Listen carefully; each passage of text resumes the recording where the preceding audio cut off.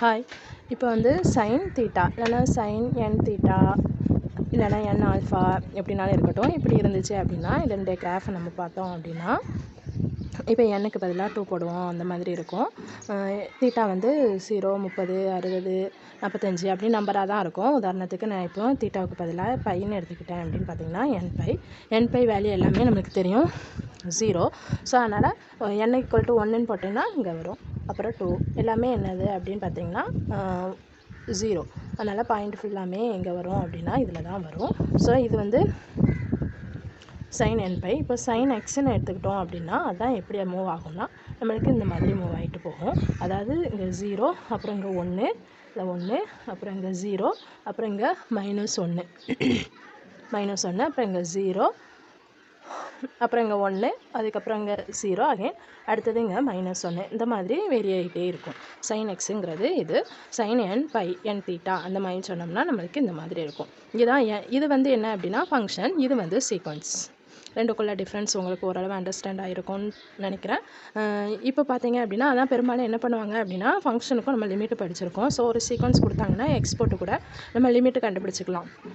So L hospital rule மூலமாக இப்போ வந்து sin n theta divided by தீட்டான்னு இருக்குது. தீட்டா ஆனால் ஃபங்க்ஷனில் வந்து என்ன பண்ணியிருப்பாங்க, தீட்டா டென்ஸ் டு 0 அந்த மாதிரி இருக்கும். இதில் வந்து n டென்ஸ் டு இன்ஃபினிட்டி அந்த மாதிரி இருக்கும். ஸோ நம்ம என்ன பண்ணிக்கலாம், இந்த வந்து தீட்டாவை பொறுத்து நம்ம டிஃப்ரென்ஷியேட் பண்ணோன்னா காஸ் என் தீட்டா n, அப்புறம் தீட்டா = 1. ஸோ அப்போ இப்போ தீட்டா = 0 அப்படின்னா காஸ் 0 வேல்யூ 1. ஸோ 1 × n என்னென்னு வரும், n வரும். ஸோ இந்த மாதிரியும் எல் ஹாஸ்பிட்டல் ரூல் கண்டுபிடிச்சி நம்ம வந்து லிமிட் கண்டுபிடிச்சிக்கலாம். ஸோ அதனால் ஃபங்க்ஷன் ஆஃப் எக்ஸுக்கு நம்ம லிமிட் கண்டுபிடிச்சோன்னா அது லிமிட் கிடச்சிச்சின்னா கண்டிப்பாக என்னவாக இருக்கும் அப்படின்னு பார்த்திங்கன்னா இதுக்கும் நம்மளுக்கு லிமிட் பாயிண்ட் கிடைக்கும். சீக்வன்ஸில் என்னக்கு லிமிட் பாயிண்ட் கிடைக்கும்.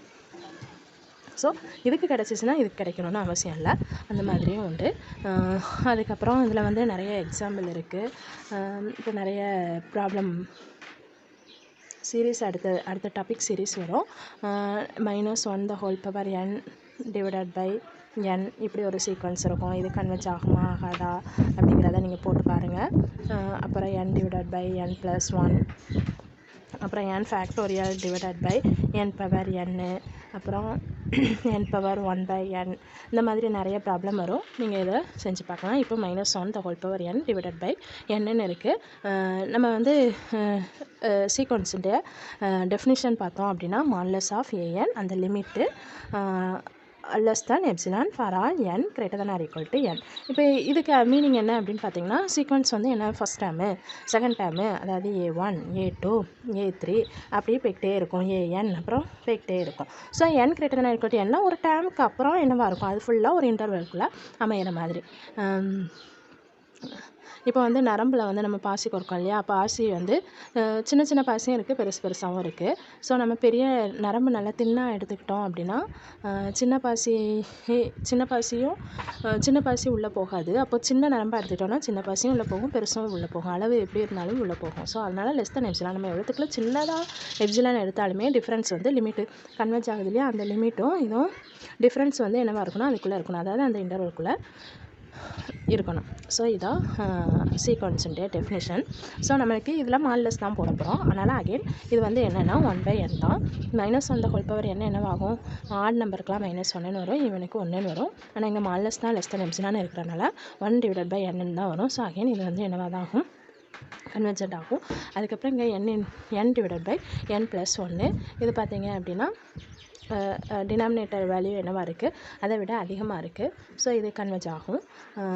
ஏன்னா ஆமாம், இன்னொன்று என்னென்னா லிமிட்டு என்ன வரும் அப்படிங்கிறத அடுத்த இன்டர்வலில் பார்க்கலாம். ஸோ n ஃபேக்டோரியலை விட n⁻n அதிகம், டினாமினேட்டர் வேல்யூ அதிகமாக இருக்குது. ஸோ இதுவும் என்னவாகும்னா கன்வெர்ஜ் ஆகும். அப்புறம் n⁻1/n இது ஏற்கனவே ஆல்ரெடி நான் இந்த முன்னாடி உள்ள வீடியோலலாம் ஷேர் பண்ணியிருக்கேன். ஸோ அதை ஒரு டைம் பார்த்துக்கோங்க. தேங்க்யூ.